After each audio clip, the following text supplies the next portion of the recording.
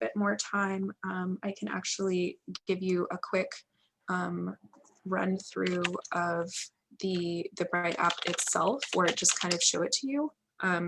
And it's going to take me a second to pull this up. It always takes a little bit. So if you have other questions while I'm doing that, feel free.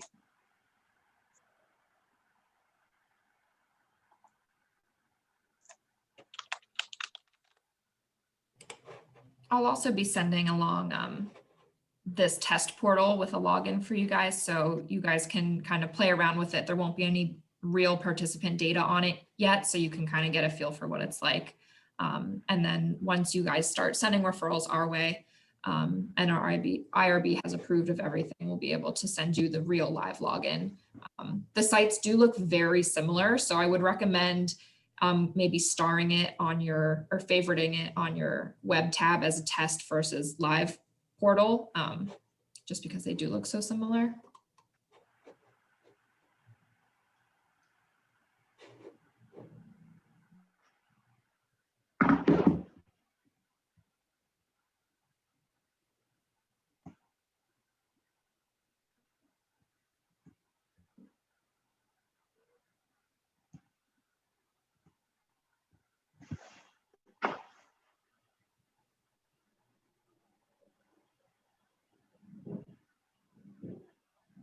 Okay, I'm going to go ahead and share my screen again.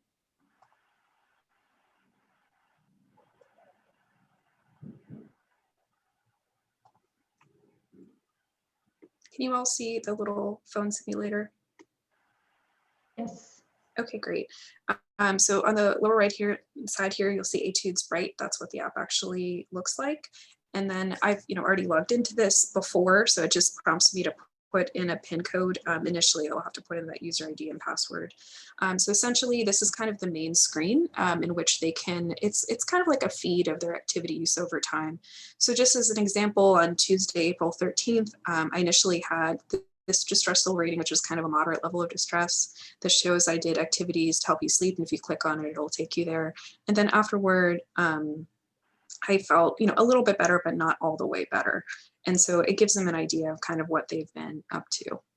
To do the daily distress rating, which we would recommend that they do at least once a day. Sometimes people even like to do that more than once a day, and that's kind of up to them. You can hit the plus button and go to distress rating. And so this is the little scale. So I might enter, initially I'm feeling kind of a moderate distress level, and this is where I would suggest things. So here there's some activities related to kind of, this is a combination of deep and paced breathing. They can kind of fit what works for, choose what works for them here.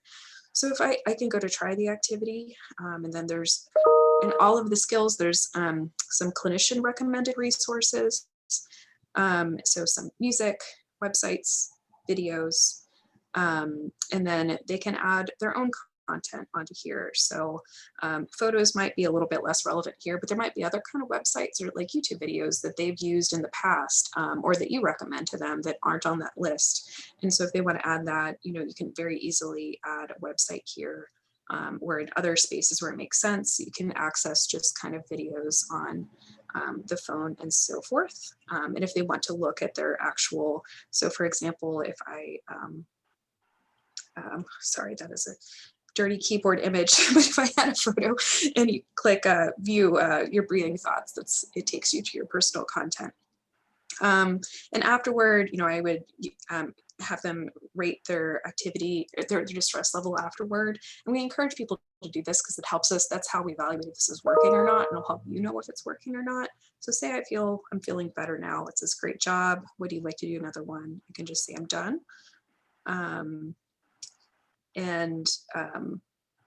You can kind of go from there. Sorry, I'm going to go back out of here because I got a little bit of a weird message on this testing one. But anyhow, that kind of leads you through the process of doing a distress level and activity and rating distress again.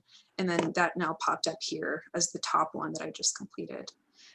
Other things are on here. If you click daily dose, that's what we just did. So that's another way of just kind of accessing the same thing. My activities, this is where they can access any of the skills at any time. They can, click into them and This is one where, you know, they can go ahead and add in their own photos, or they can take a photo or add in their own photos to personalize the reasons to live, for example. There's one on savoring, which is really kind of savoring a past very positive memory. It's not just kind of general everyday savoring, but it's a specific kind of savoring activity. And there's a little video in here that gives them instructions for how to do that. There's some on guided meditation activities to help you sleep, some breathing ones, happy thoughts, which is really distraction. That can be something that could be really useful to personalize for things that are actually distracting for them. Some kind of general exercise things, the reaching out context, and the crisis survival strategies. These are specific videos related to the tip skills that they can use. Other things that are on this menu, there's a My Insights page, so they can see their mood ratings over the past 1 week, 1 month, and 6 months. And they can also see the activities that they've completed. So maybe there's some that they realize they haven't even tried, that they might look at this and decide to try it from there. There's an About Me section. There's a profile in which they can add little things about themselves. They can go ahead and add a profile picture. And they get little badges for doing things. So the first time they log in, the first time they decrease their distress level, these kind of pop up here just as like a positive incentive for using the app. This is the coping plan or the safety plan. What we just did on the portal should pop up exactly here on their app, as well as any contacts that were added. And this is the area where they would access the self-assessments if you had pushed any. And the last thing is just to set reminders. This is where they would set personalized reminders. So they can set a custom one, like on a specific date and time, a weekly one, and you can click all of these if you if you want to set reminders to use the app. And the last part, you may have noticed by now that there's a little life preserver looking thing on the lower right-hand side. So they can click that at any point on any page to get to their contacts if they need to reach someone immediately. And that is pretty much the app. Any questions about that at all? Nope.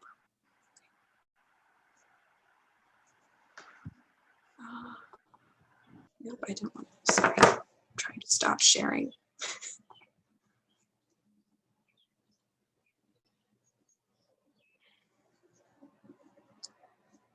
Okay. All right, I think that is all that we really plan to go through. Any last thoughts or comments before we end today? No, it sounds like you'll send us a link for the recording. Yep. Yeah. The follow-up email kind of with all the scripts, all of the login information, and I'll send a link to the recording for anybody that couldn't come. Okay. No, that sounds good. Do you all feel like, is there any other kind of, any other assistance on our end that would be helpful to kind of get this started? I don't think so from my end. I like the idea that we could have somebody join in on the first time setting it up. That might be helpful and something to utilize.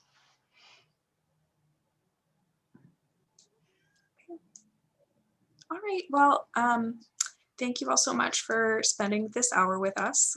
And if there are any questions that kind of pop up afterward, feel free to reach out. We're always here. Okay, thanks so much. Appreciate your time. Thank you. Bye. Thank you. Bye-bye.